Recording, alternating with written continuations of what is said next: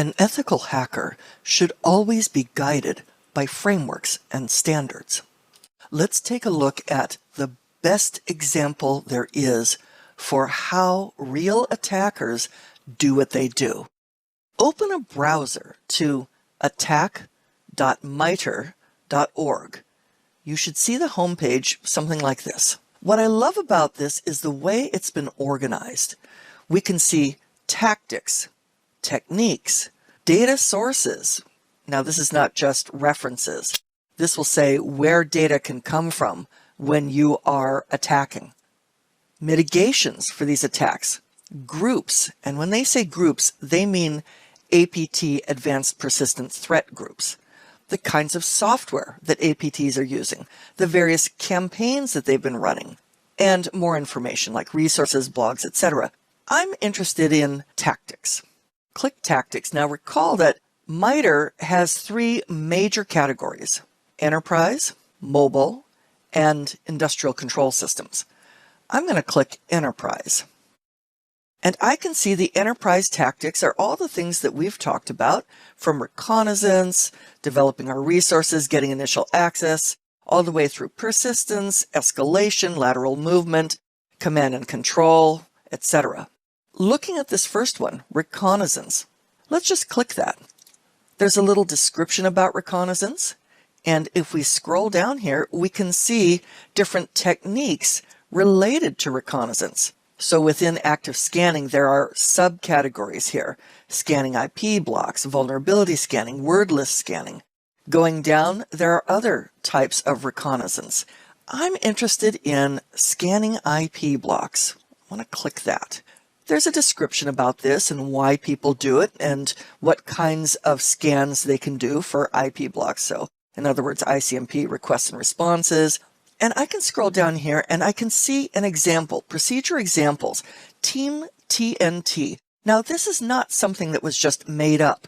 This is a real advanced persistent threat, a real APT. We could click Team TNT and we can see all sorts of things they've been doing, including the active scanning IP blocks. It shows their techniques, and look at all the cross references. Each one of these techniques has an ID and shows where it is in the hierarchy of tactics and techniques. And then we can see some description about that. They even talk about the commands that have been used in different attacks. This is so interesting. If I look over here on the left-hand side, I can see other kinds of APT groups.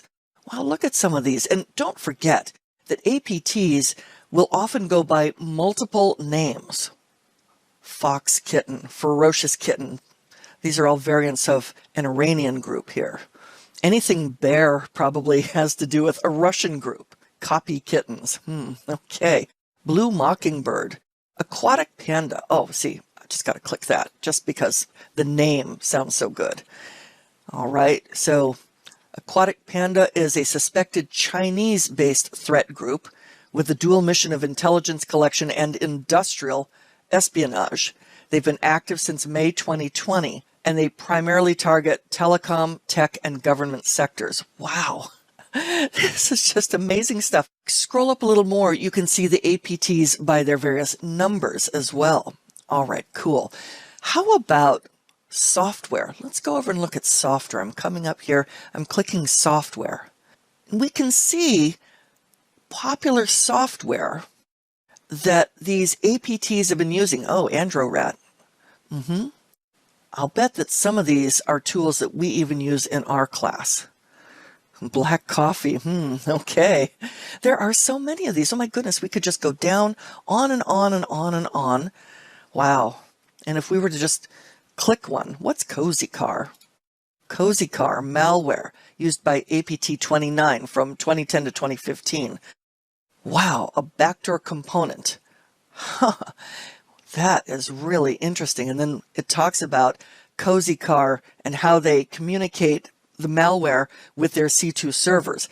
And then here, when they talk about boot or logon auto start execution, they're showing the registry keys in Windows that have been affected, that are written. And then they talk about using the Windows command shell, cmd exe. This is so fascinating. How about some campaigns? Let's click campaigns. I am interested in some of these cyber campaigns. Okay. C0010 cyber espionage campaign conducted by UNC 3890 that targeted Israeli shipping. I mean, what kind of incredible research is all of this? You know, actually, to be quite honest, I have had government agencies ask if I would do some training with them on MITRE ATT&CK so that they can build up their own defense systems. It's just such a fascinating place to go. I encourage you to continue to just look around here to see examples of the techniques. I have mobile techniques here. Some of the techniques that have happened, that have been used, and who has used them, and in what campaigns, which groups, what software they used.